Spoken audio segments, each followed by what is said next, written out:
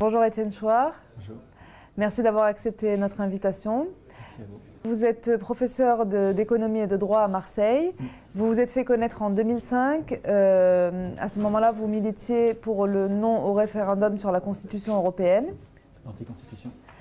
Et depuis, donc, vous avez eu une prise de conscience sur la démocratie et vous avez beaucoup réfléchi sur ça et vous êtes un peu à l'initiative d'un certain nombre d'ateliers constituants qui ont eu lieu un peu partout en France depuis 13 ans. Donc vous réfléchissez à cette question. Aujourd'hui, nous sommes dans le contexte du mouvement des Gilets jaunes, horizontal, sans leader. Est-ce que ce mouvement s'inscrit, correspond au projet que vous défendez depuis de nombreuses années, 13 ans maintenant? Que pensez-vous de la genèse de ce mouvement des Gilets jaunes? Alors, il correspond assez exactement à ce dont je rêve depuis plus de 10 ans, 13 ans. Je n'ose même pas y croire tellement ça correspond. Les humains opprimés, les plus maltraités, se lèvent et se révoltent contre ceux qui les maltraitent. Et ils le font spontanément, sans chef, en faisant très attention à la représentation, en faisant d'emblée, presque comme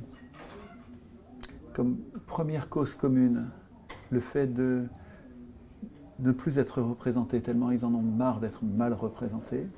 Et dans les contestations qu'ils font ressortir, bon, bien sûr, il y a ce qui les a mis dehors, il y a les bas salaires, il y a trop d'impôts, il y a les services publics qui sont détruits, le droit du travail, donc toutes les protections qui sont détruites, et qui sont des conséquences superficielles, extrêmement douloureuses et révoltantes, mais superficielles de leur impuissance politique. Et ce qui est très spectaculaire, c'est qu'il n'a pas fallu une semaine pour qu'ils prennent de la hauteur, toujours sans représentant, et toujours un peu partout, ça germe partout. Ils prennent de la hauteur par rapport à l'aspect législatif de leurs revendications, et on voit apparaître dans leurs revendications le référendum d'initiative populaire qui est au niveau constituant, c'est-à-dire qui est au-dessus du niveau législatif et qui décide non plus quelle est la loi que je veux, mais le rôle que je veux jouer dans l'écriture de la loi. Et ça, c'est historique, c'est extrêmement important que les gens à la base ne se préoccupent pas seulement des conséquences de leur impuissance politique, mais prennent de la hauteur et comprennent et réfléchissent aux causes de leur impuissance politique. Et ça, je trouve ça littéralement enthousiasmant. Alors, ça ne se passe pas exactement partout, ça ne se passe pas sans difficulté. Dans la liste de leurs revendications, il y a encore qui est très intéressante. Les dizaines de points qu'ils revendiquent sont très sensés, c'est des points importants. Mais quand on les analyse, chacun de ces points, comme zéro SDF, le SMIC à 1300, les retraites à 1200, le salaire des représentants, des élus, des ministres, égal au salaire médian, c'est-à-dire à 1500. Chacun de ces points est accessible par le référendum d'initiative populaire. De notre propre initiative, si nous avions le référendum d'initiative populaire, c'est-à-dire si nous étions capables de déclencher les référendums sur les questions qui nous importent, et si ces référendums entraînaient des lois, donc des règles avec une force contraignante, sans que les autres pouvoirs puissent se mettre en travers, et si ces normes étaient au sommet de la pyramide de l'état de droit, c'est-à-dire au-dessus, bien sûr, des lois, au-dessus de la Constitution, au-dessus même des traités, au-dessus des traités, au sommet de la Constitution, si nous avions cet outil-là, nous pourrions obtenir chacun des 39 autres points, enfin chacun des autres points, à notre propre initiative, et bien d'autres. C'est-à-dire que le référendum d'initiative populaire, il nous donnerait la puissance politique dont nous sommes totalement privés dans l'anticonstitution de 58. Alors, justement, pour le mouvement des Gilets jaunes, qui est né d'un ras-le-bol par rapport à une situation économique, fiscale, salariale, etc., Est-ce qu'on peut passer de l'expression de ce ras-le-bol à une vraie revendication d'ordre politique comme celle que vous décrivez là? N'y a-t-il pas un fossé entre l'expression de ce ras-le-bol justement et une révolution en fait? Ce que vous décrivez serait une révolution oui, mais la révolution, politique. ça tient à pas grand-chose. Et en plus, quand on dit révolution, là, une révolution, c'est un tour complet, c'est-à-dire qu'on revient au point de départ. D'ailleurs, c'est ce qui s'est passé pendant les différentes révolutions. Nous nous sommes insurgés et au lieu de nous émanciper, on est retombé dans d'autres fers, dans une autre servitude.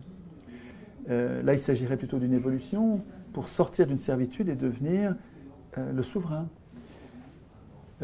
C'est pas un fossé qui existe entre les revendications de surface, celles qui nous jettent dans la rue parce que ça devient insupportable, ça devient révoltant, ça devient tellement injuste qu'on n'en peut plus, on se révolte.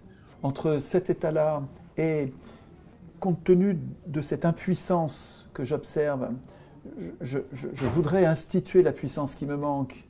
Et donc, je vois plus loin que le bout de mon nez, je ne m'occupe pas que de ce qui est en train de m'arriver, je fais en sorte que durablement, ça ne m'arrive plus jamais.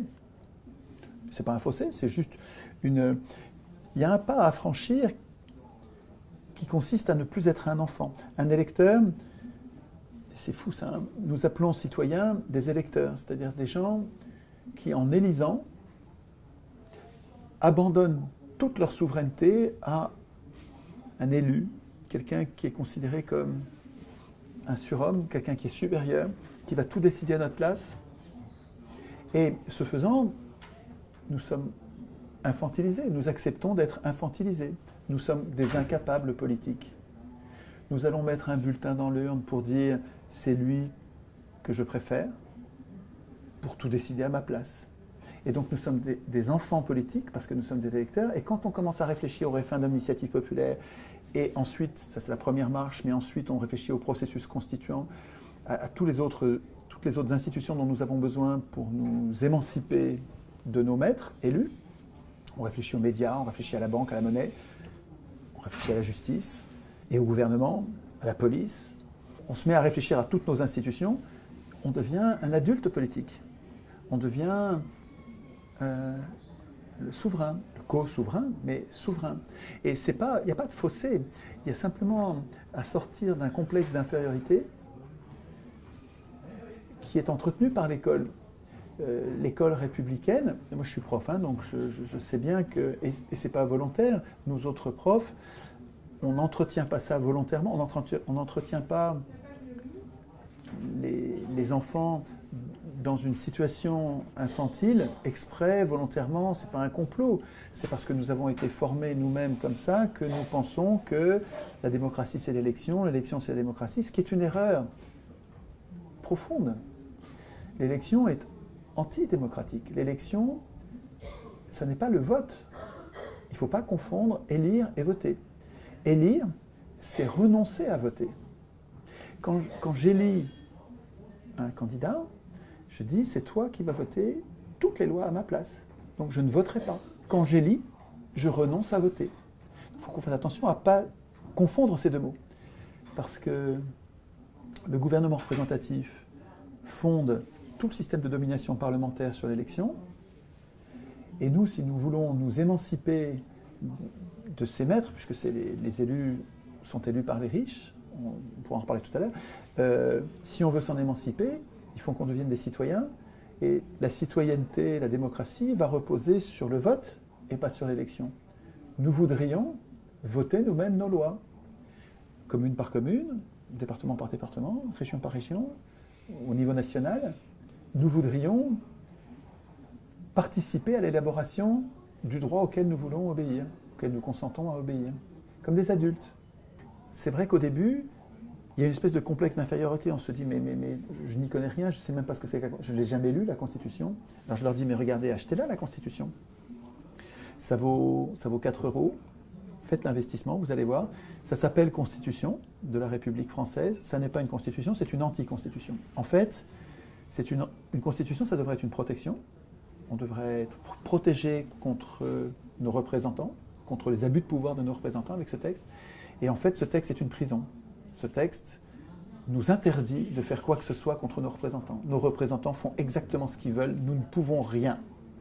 La seule chose qu'on pourrait faire, c'est de ne pas les réélire, mais en fait, quand vous dites ben, « je ne réélirai pas la crapule A », vous allez avoir comme choix uniquement la crapule B, et quand la crapule B vous aura insupporté après un nouveau mandat, vous n'aurez le choix qu'à revenir à la crapule A. En fait, ce sont des faux choix qui sont dans l'élection. Et la Constitution, enfin l'anti-constitution de 58, mais c'est comme ça partout dans le monde, il n'y a pas qu'en France. Et puis c'est pas la première, il y en a eu d'autres avant. Ça fait 200 ans que ça dure.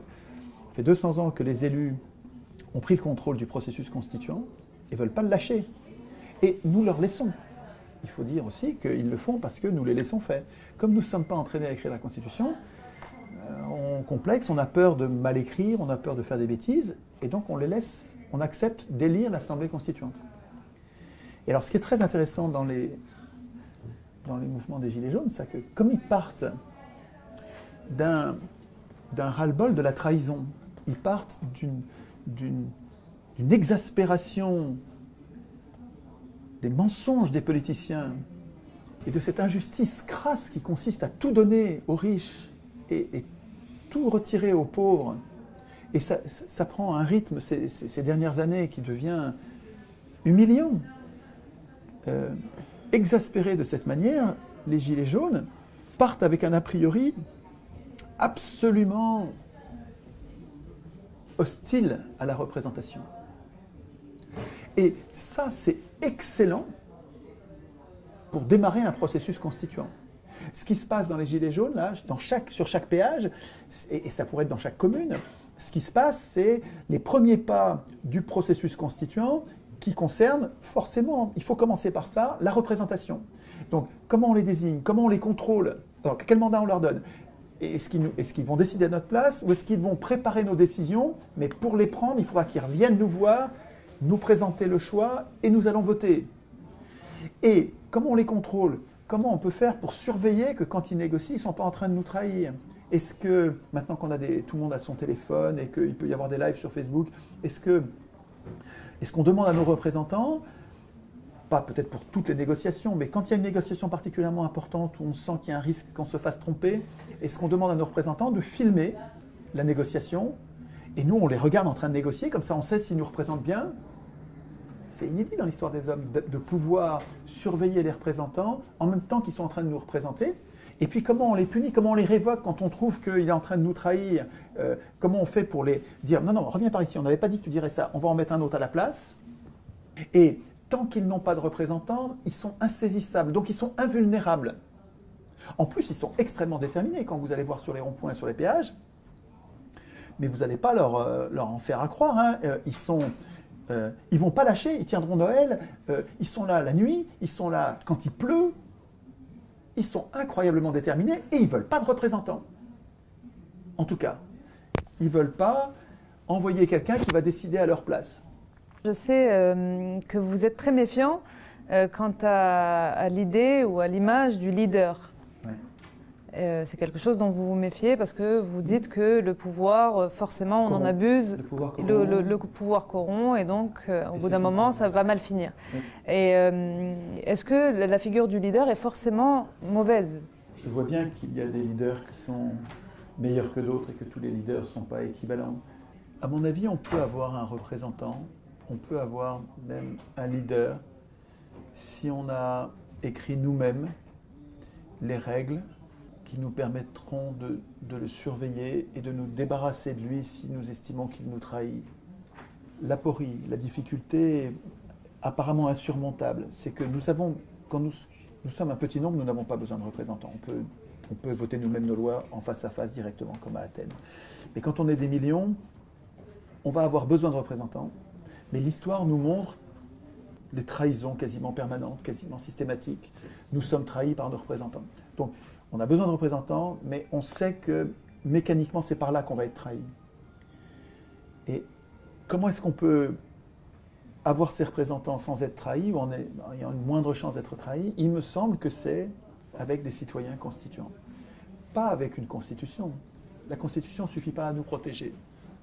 Il faut des soldats pour appliquer cette constitution. Il faut des soldats démocratiques, je veux dire, hein, ce n'est pas une question d'armes.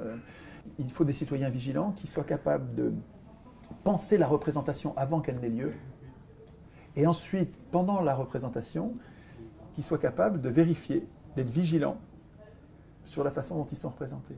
Et le manque de structuration des Gilets jaunes actuels qui fait peut-être sa force dans un premier temps. Sa force parce que ça le rend insaisissable. Est-ce que ça peut perdurer ou est-ce que ça va finir par devenir une faiblesse? Je ne sais pas, on ne peut pas prédire l'avenir, mais par contre, il y a quelque chose que les mouvements antérieurs au XXe siècle, au XIXe siècle n'avaient pas, c'est l'Internet. Avec l'Internet, on a une capacité à communiquer entre nous qui ne rend pas le mouvement homogène, mais qui permet à une bonne idée de se répandre beaucoup plus vite que ça n'a jamais été le cas. Alors qu'il y a une très grande surface géographique qui est couverte, il y en a partout dans le pays, mais grâce aux réseaux sociaux, nous arrivons à nous passer le mot et à répandre une bonne idée à une vitesse historique, inédite. Et ça permet de faire monter le niveau d'exigence et le niveau de vigilance démocratique historique, je crois. Et vraiment, ce que je vois, alors, hier encore, j'étais sur un péage, là, près de chez moi, mais c'est enthousiasmant, ça fout la chair de poule, c'est très... Enfin, pour moi qui travaille là-dessus depuis tant d'années, de les voir en train de se révolter, de faire très attention au pouvoir, et quand je leur parle de processus constituant, de référendum d'initiative populaire, qu'il faut absolument que ce soit eux qui l'écrivent, et que c'est leur cause commune en fait, que la cause commune des humains sur Terre, c'est d'instituer eux-mêmes leur puissance politique. On a plein d'intérêts convergents, divergents, il y a de tout. Il y a plein de raisons de nous disputer, et plein de raisons de tomber d'accord. Et ces sujets sont tellement multiples que c'est une faiblesse pour nous. Ça nous empêche de faire corps. Ce dont on a besoin, c'est d'une cause commune. Et il faut qu'elle soit bien choisie. Si on se trompe de cause commune, elle ne va pas être vraiment commune et ça ne va pas marcher. Cette cause commune, c'est nous devons instituer nous-mêmes notre puissance populaire, notre puissance politique. Le contraire de ça. La Constitution, c'est une anti-constitution qui fabrique la puissance des élus et qui fabrique l'impuissance populaire. Les gens sont prêts à devenir constituants comme un adolescent qui en a marre d'obéir à ses parents est prêt à devenir un adulte en disant « j'ai toujours obéi, toute ma vie j'ai obéi, c'est vrai. Et là ça va changer, je ne vais plus t'obéir, papa, maman, je ne vais plus vous obéir, je vais en faire qu'à ma tête. » Et le référendum d'initiative populaire existe en Suisse. Alors, est-ce que la Suisse est un pays hautement démocratique Excellente question. Ouais. Effectivement, le référendum d'initiative populaire existe dans de nombreux pays. Enfin, oui, non, pas nombreux, dans plusieurs pays. La Suisse, l'Italie, l'Autriche, mais l'Autriche, il n'a pas de force contraignante. Les États-Unis, le Venezuela et quelques autres. Et pourtant, ce n'est pas le paradis. Donc ça ne suffit pas. Mais ce qu'il faut comprendre, c'est que le référendum d'initiative populaire dans chacun de ces pays est complètement borné par des tas de garde-fous. Les fous, c'est nous. C'est-à-dire que, par exemple, en Italie, un référendum d'initiative populaire est prévu, à l'exception des lois fiscales. Nous ne pouvons pas opiner de notre propre initiative sur le montant des impôts, la répartition des impôts, l'utilisation des impôts. Eh bien oui, attends, justement, c'est justement là-dessus qu'on aurait voulu opiner. Donc on n'est pas obligé de mettre les mêmes garde-fous. Donc il faudra qu'on ait des débats, mais c'est des débats constituants, c'est-à-dire qu'on ne raisonne plus sur qu'est-ce qu'on va faire au niveau législatif. On va pas raisonner, quand on est au niveau constituant, on ne réfléchit pas sur quel est le niveau du SMIC, quel est le... on veut plus de SDF, tout ça c'est très important. Hein. Qu'est-ce qu'on fait pour le nucléaire, qu'est-ce qu'on fait pour... alors je prends les sujets très clivants, qu'est-ce qu'on fait pour l'avortement, qu'est-ce qu'on fait... Tous ces sujets-là sont législatifs, il y a des choix de société à faire loi par loi. Ce dont il est question là, c'est une réflexion constituante. Comment va-t-on... Qui va voter les lois ? Quand les Gilets jaunes s'approprient le référendum d'initiative populaire, au lieu de s'en tenir à moins d'impôts, plus de salaires, rétablissez les services publics, au lieu de ça, ils s'occupent d'instituer leur puissance, ils ont changé de niveau en fait, ils sont en train de devenir constituants. Référendum d'initiative populaire, c'est la première marche, Et juste après, ils vont s'occuper des médias, de la monnaie, du reste.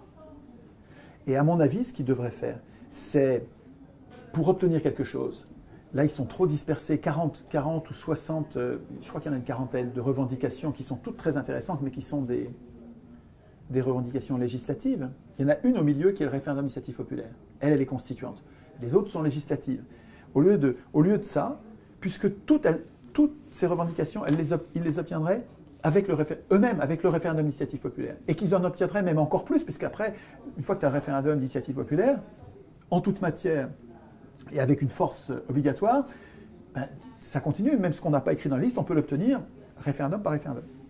Les Gilets jaunes, à mon avis, devraient concentrer leur puissance, parce qu'ils sont très puissants en ce moment. Ils devraient concentrer leur puissance sur 2 mesures. Une qui règle leurs problèmes immédiats de pouvoir d'achat, parce que c'est insupportable de vivre avec... Sur les ronds-points, vous voyez des gens qui vivent avec très peu de choses. C'est poignant. C'est absolument... On se demande, on comprend qu'ils restent dehors, parce que c'est très dur ce qu'ils vivent. Ils ont vraiment... c'est normal qu'ils luttent. Et donc, il peut y avoir une des 2 mesures qui sert à régler leurs problèmes. Alors, je pensais d'abord à augmenter le salaire minimum. Mais il y a plein d'entreprises des petites entreprises qui ne vont pas supporter, qui vont mourir. Alors qu'il y a un autre moyen plus simple qui consiste à mettre une TVA zéro, sur tous les produits de première nécessité. L'alimentation, l'électricité, l'eau, il faudrait qu'il y ait une liste. Donc, première mesure, exiger des gilets et non négociable. On veut la TVA zéro sur une liste de produits que voilà. Ah, pas sur tous les produits, parce que ça va faire un tel manque à gagner pour l'État que ça va faire un trop gros trou. Mais sur tous les produits que nous consommons, nous, c'est TVA zéro. Et d'ailleurs, il pourrait y avoir une TVA de 100% sur les yachts, sur les bagnoles de luxe, sur les montres de luxe, sur tous les produits de luxe. Il pourrait y avoir une TVA de 200% même, hein, pour récupérer l'argent qu'on a perdu sur TVA zéro pour les produits de première nécessité. Un calcul à faire, peu importe. Mais nous, ce qu'on veut, c'est TVA zéro sur tous les produits qu'on consomme tous les jours. Et là, c'est une bouffée d'oxygène, c'est-à-dire qu'on va avoir en une mesure une vraie augmentation. Mais c'est bien sûr insuffisant. Et la deuxième mesure, c'est on veut le référendum d'initiative populaire. C'est-à-dire en toute matière. Et on ne vous laisse pas l'écrire. Attention, dans la négociation, nous, on va l'écrire sur les ronds-points, les péages. On va réfléchir à l'article, avec 2-3 alinéas, qui institue le référendum à notre manière. C'est-à-dire que c'est nous qui allons décider les garde-fous, et vous allez voir, il n'y en aura pas beaucoup. Mais c'est nous qui allons l'écrire, et dans nos revendications, après qu'on soit tombé d'accord, parce qu'il va falloir qu'on règle nos problèmes de représentation, et qu'on tombe d'accord sur 1 ou 2, et ça peut être en fait, imaginons qu'il y ait, bon, pour chaque rond-point et chaque péage, on va avoir une proposition d'articles de référendum d'initiative populaire. Et donc, il y en a beaucoup qui se ressemblent, on pourra les rassembler, mais on va peut-être avoir 10 ou 20 modalités différentes de référendum. Eh bien, on fait un premier vote, un premier tour où on passe de 20 à 10. Et puis ensuite, un deuxième tour où on passe de 10 à 5. Et puis ensuite, un troisième tour, on passe de 5 à 3. Mais oui, pas en 2 tours, en plein de tours pour se rapprocher progressivement, pour qu'on ait le temps de s'adapter. Et pour finalement décider de ce que nous, les Gilets jaunes, on veut comme mouture, comme version du référendum que nous avons écrit, nous.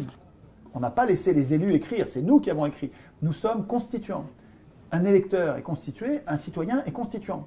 Et donc, là, nous viendrions, si ça se passait comme je l'imagine là, nous viendrions avec non pas une ribambelle de revendications importantes, mais dans lesquelles le gouvernement ne va céder que sur 3 ou 4 pour nous renvoyer chez nous, et on va perdre tout le reste. Et on ne va sûrement pas avoir le référendum, parce que le gouvernement sait bien que le référendum, c'est une bombe atomique pour lui, et qu'il ne faut surtout pas l'accepter. Par contre, si on vient avec que ça, on veut une mesure de pouvoir d'achat et une mesure de puissance politique populaire, durable, en toute matière. Et c'est nous qui l'avons écrit. Et nous, ce qu'on veut, c'est que vous la mettiez dans la Constitution. Et si vous ne la mettez pas dans la Constitution, le texte qu'on a écrit, eh ben, c'est l'insurrection. Parce que ça veut dire que vous êtes antidémocrate. Vous êtes nos ennemis. À mon avis, il y a une fenêtre de libération démocratique à notre initiative. Donc, si vous voulez, ce mouvement, pour moi, il est comme un printemps où je verrai des graines qui germent, que je sème depuis tant d'années, on a l'impression que ça ne va pas marcher. Et là, je les vois, mais c'est pas moi qui en ai parlé du référendum, hein, c'est eux qui ont levé le truc. Hein. Alors, c'est des gens, peut-être, qui ont suivi ce que je faisais, mais bon, le référendum d'initiative populaire, il y a des vieux militants qui militaient depuis, comme Yvan Bachot, là, qui se bagarrent depuis longtemps là-dessus. Hein. Vous avez parlé d'insurrection. Il y a eu, parmi les commentateurs, certains ont dit que la violence qu'il y a eu, que ce soit la violence des slogans ou la violence physique qu'il y a eu dans les manifestations, notamment parisiennes, c'est ce qui a permis que le gouvernement cède sur l'augmentation des taxes sur le carburant. Est-ce que vous partagez cette analyse sur la violence? Alors, sur la violence, une première chose à dire, c'est qu'il est honteux de ne parler que de la violence des exploités qui se révoltent contre leur exploitation et de ne pas parler de la violence de l'exploitation. Parce que ces gens-là, qui n'en peuvent plus de ramer, de travailler, de se priver de tout pendant que les autres se goinfrent sans rien foutre, sous leur nez, sans même payer d'impôts. Carlos Ghosn qui gagne 16 millions par an, il gagne plus d'1 million d'euros par mois, il ne paye pas d'impôts. Et ce mec, il est en prison, coup de bol, les Japonais le foutent en tôle, et d'autres gouvernements envoient un ambassadeur pour aller voir comment on s'occupe de lui. Donc le spectacle de cette injustice, de ces violences sociales, devrait faire partie du discours. C'est-à-dire que la violence qu'on voit dans les rues, elle n'est pas une violence première, elle est une violence qui est une réaction à une première, un peu comme quelqu'un qui se fait violer se débat violemment pour ne pas être violé. On ne peut pas parler que de la violence, de la victime qui se débat, sans parler de la violence du violeur, quoi, hein. Je veux dire, c'est complètement injuste, hein, évidemment. Deuxièmement, ce à quoi je réfléchis, c'est un processus qui sera le moins violent possible. Ceci dit, je ne me fais pas d'illusions parce que je sais que la violence, elle vient des riches qui ne se laissent pas faire, des riches, des ultra-riches. Hein. Quand je dis les riches, je pense uniquement aux très riches parce qu'on est toujours le riche de quelqu'un. Moi, je suis riche par rapport à ceux qui sont plus pauvres que moi, donc c'est relatif la richesse, évidemment. Mais la violence des riches, quand je dis la violence des riches, c'est la violence des ultra-riches comme au Venezuela qui sèment le chaos pour faire tomber le gouvernement. Et donc, je sais bien qu'on va avoir de la violence, ne serait-ce que parce que les contre-révolutionnaires sont prêts à faire couler le sang pour ne pas perdre leur domination. Donc je sais bien que malheureusement, nous allons souffrir de la violence. Mais l'idée que je défends, à mon avis, elle permettra d'avoir peu de violence. Parce que si nous sommes très nombreux, alors je ne dis pas quelques centaines de milliers, quelques centaines de milliers, vous ne pourrez pas faire l'économie de la violence pour imposer vos idées à tout le reste. Mais si la société, et je répète, 87% des gens soutiennent les Gilets jaunes et 90% des gens veulent le référendum, veulent instituer la puissance populaire, la puissance politique populaire. Donc on a potentiellement l'adhésion de la quasi-totalité de la société. Si nous devenons vraiment constituants, c'est-à-dire que si ces gens qui veulent le référendum d'initiative commencent à l'écrire, c'est à l'article 11 hein, ou à l'article 3, l'article 3 qui dit la souveraineté nationale appartient au peuple, super, qu'il exerce, super, par ses représentants. Si c'est par ses représentants, c'est que c'est pas, bon, je le barre ça, qu'il exerce par la voie du référendum d'initiative populaire en toute matière. La souveraineté nationale appartient au peuple. Donc, si les gens qui veulent le référendum d'initiative populaire se mettent à prendre l'anticonstitution et à écrire eux-mêmes leur puissance politique, on va être une armée qui sera tellement nombreuse que la police, elle tire sur quelques milliers, mais elle ne tire pas sur tout le monde. La police, elle va retirer les casques, elle va venir avec nous, elle va dire « Ok, on le fait ». Et donc là, il n'y aura pas de violence. Quelques violences, mais peu, quoi. Donc, si vous voulez, j'ai peur de la violence aujourd'hui parce que c'est trop tôt, on n'est pas encore constituant. Et c'est tout près, là, ce que je vois sur les ronds-points et les péages, c'est que c'est en train de se faire. À mon avis, ce n'est pas des années, c'est même pas des mois qu'on va attendre. C'est en train de se faire, là. Étienne Chouard, merci beaucoup d'avoir accepté notre invitation et d'avoir répondu à nos questions. À très bientôt. Merci à vous.